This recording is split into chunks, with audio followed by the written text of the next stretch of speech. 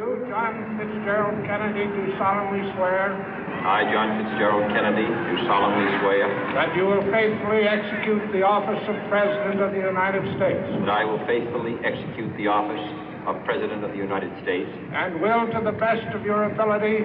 And will, to the best of my ability. Preserve, protect, and defend the Constitution of the United States. Preserve, protect, and defend the Constitution of the United States. So help you God. So help me God.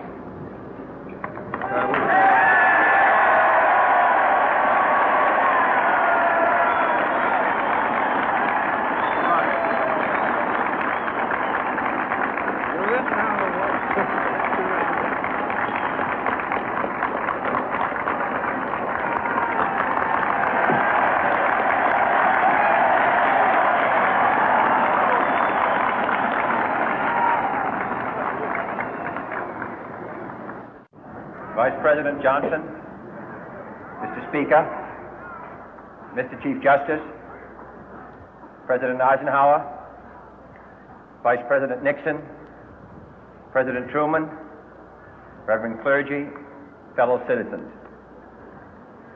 We observe today not a victory of party, but a celebration of freedom, symbolizing an end as well as a beginning, signifying renewal as well as change. For I have sworn before you and Almighty God the same solemn oath our forebears prescribed nearly a century and 3/4 ago. The world is very different now, for man holds in his mortal hands the power to abolish all forms of human poverty and all forms of human life. And yet the same revolutionary beliefs for which our forebears fought are still at issue around the globe. The belief that the rights of man come not from the generosity of the state, but from the hand of God. We dare not forget today that we are the heirs of that first revolution. Let the word go forth from this time and place to friend and foe alike that the torch has been passed to a new generation of Americans born in this century, tempered by war, disciplined by a hard and bitter peace, proud of our ancient heritage, and unwilling to witness or permit the slow undoing of those human rights to which this nation has always been committed and to which we are committed today at home and around the world.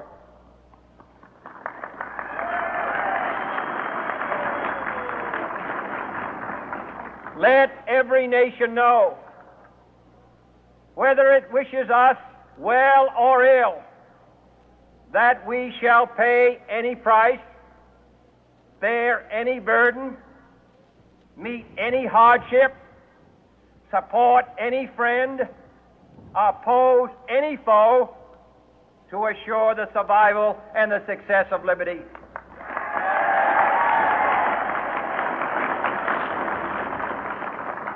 This much we pledge and more. To those old allies whose cultural and spiritual origins we share, we pledge the loyalty of faithful friends. United, there is little we cannot do in a host of cooperative ventures. Divided, there is little we can do, for we dare not meet a powerful challenge at odds and split asunder. To those new states whom we welcome to the ranks of the free, we pledge our word that one form of colonial control shall not have passed away merely to be replaced by a far more iron tyranny. We shall not always expect to find them supporting our view, but we shall always hope to find them strongly supporting their own freedom, and to remember that in the past, those who foolishly sought power by riding the back of the tiger ended up inside.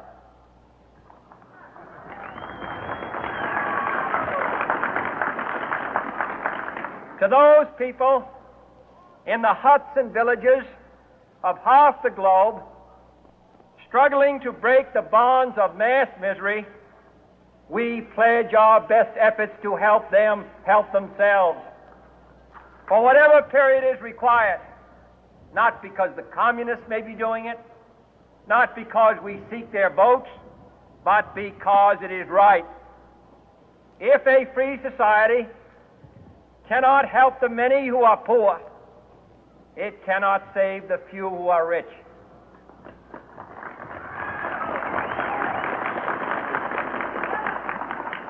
To our sister republics south of our border, we offer a special pledge to convert our good words into good deeds, in a new alliance for progress, to assist free men and free governments in casting off the chains of poverty.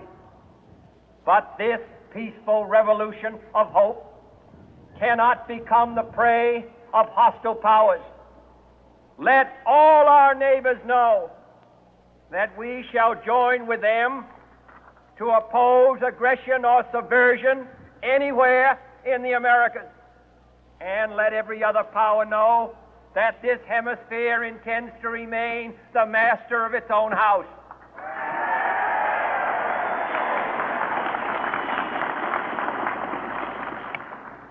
To that world assembly of sovereign states, the United Nations, our last best hope, in an age where the instruments of war have far outpaced the instruments of peace, we renew our pledge of support to prevent it from becoming merely a forum for invective, to strengthen its shield of the new and the weak, and to enlarge the area in which its writ may run.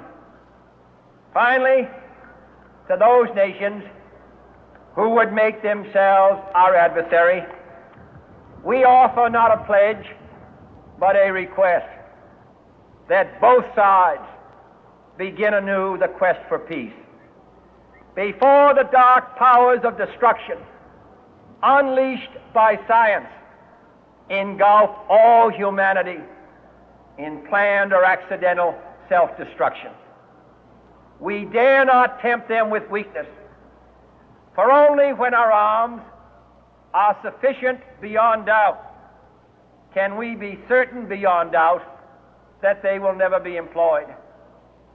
But neither can two great and powerful groups of nations take comfort from our present course, both sides overburdened by the cost of modern weapons, both rightly alarmed by the steady spread of the deadly atom, yet both racing to alter that uncertain balance of terror that stays the hand of mankind's final war. So let us begin anew, remembering on both sides that civility is not a sign of weakness, and sincerity is always subject to proof. Let us never negotiate out of fear, but let us never fear to negotiate.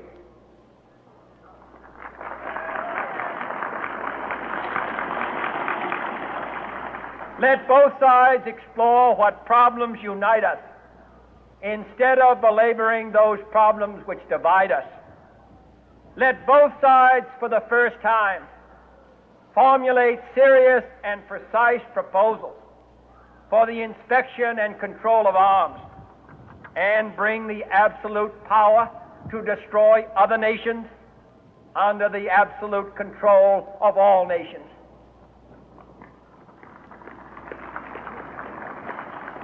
Let both sides seek to invoke the wonders of science instead of its terrors.